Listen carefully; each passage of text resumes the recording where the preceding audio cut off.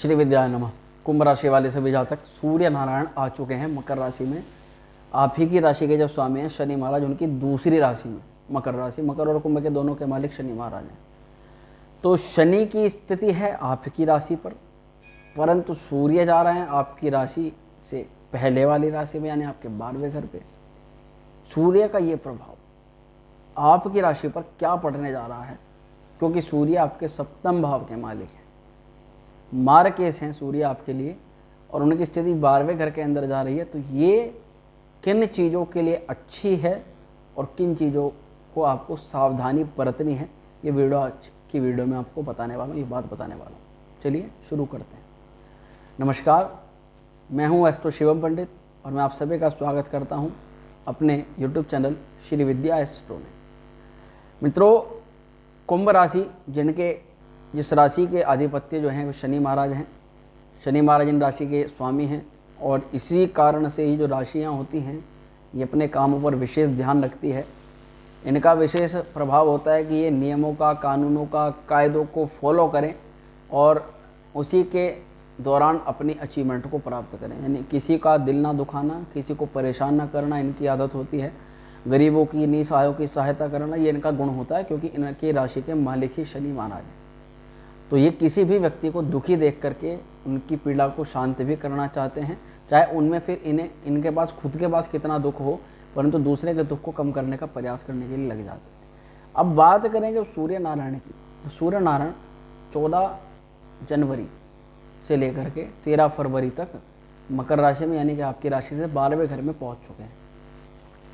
यानी कि ये जो वीडियो है आप मान सकते हैं कि इसको फरवरी माह तक, 13 फरवरी तक आप देख सकते हैं, 13 फरवरी तक। तो सूर्य की जो स्थिति है ये आपके लिए कई चीज़ों के लिए लाभान्वित है, कई चीज़ों के लिए बहुत अच्छी है और कई चीज़ों पर आपको सावधानी भी रखनी पड़ेगी, क्योंकि कारण है 12वें घर में सूर्य को शुभ भी नहीं माना जाता, परंतु कई स्थितियों में सूर्य शुभ भी हो जाता है। दोनों चीज़ें जाननी पड़ेंगी। सबसे पहले जानते हैं कि क्या मकर राशि में सूर्य का गोचर अशुभ कारक होता है।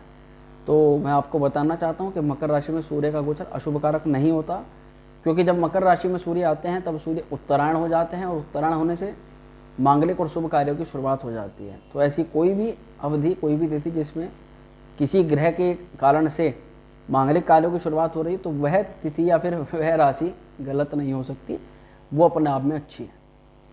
अब मकर राशि की महत्ता तो हमने जान ली कि सूर्य मकर राशि में आए। इसकी एक महत्ता और है कि आपने एक वृतांत सुना होगा जिसमें भीष्म पितामह को जब प्राण त्यागना था, वे बाणों की शैया पर लेटे हुए थे। उनको पता था कि मृत्यु तो आनी है, परंतु इच्छा मृत्यु का उन्हें वरदान था। तो उन्होंने अपनी मृत्यु के लिए वह समय चुना जब सूर्य उत्तरायण हो जाए, यानी मकर राशि में चले जाएं।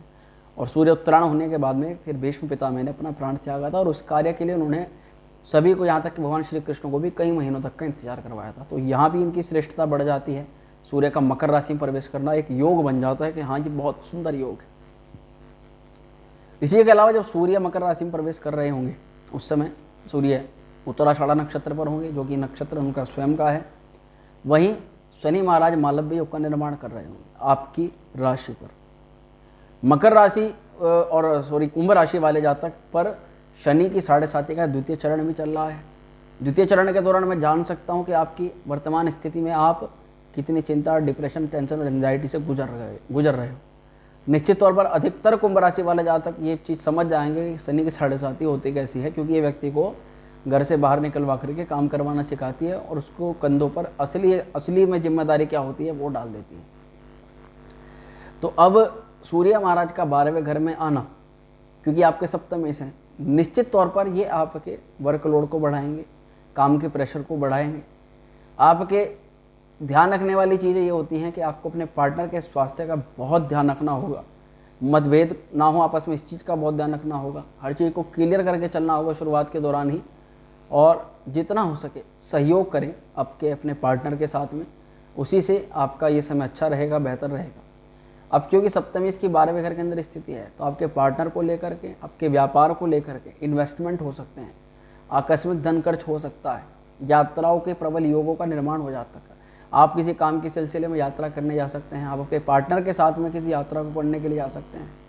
किसी पहले से डिसाइड क्षेत्र पर आप जाना चाहते थे, उस क्षेत्र पर आप जाना चाह सकते हैं।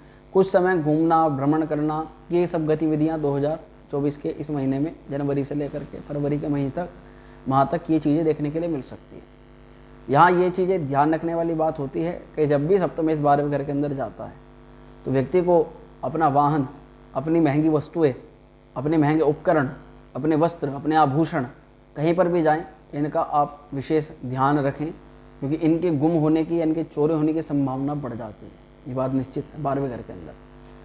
परंतु वहीं पर बात करेंगे शुभ क्या है, तो सूर्य जब 12वें घर पर होते हैं व्यक्ति को यात्राओं से बहुत कुछ ज्ञान सिखवाते हैं।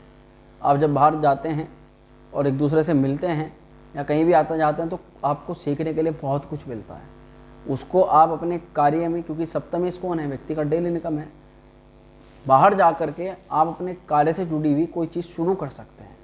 सबसे पहला यहाँ पे मैं अच्छा पॉइंट बताना चाहता हूँ कि बाहर आप गए, बाहर जा कर के आपने कुछ देखा और आपने वो देखा कि ये परिवर्तन आप अपने कार्य में ला सकते हैं, चाहे आपकी जॉब है, चाहे आपका व्यापार है, कुछ भी हो सकता है, तो आप वह चीज़ सीख करके अपने कार्य को शुरू कर सकते हैं। ऐसा इंसिडेंट आपके साथ में हो सकता है। दूसरी अच्छी चीज़ क्या है कि सूर्य की जो दृष्टि है जाती है आपके छठे घर पर, और जहाँ वहाँ पर कौन सी राशि है, वहाँ कर्क राशि। तो कर्क राशि के लिए तो कभी सूर्य अशुभ कारक नहीं होते।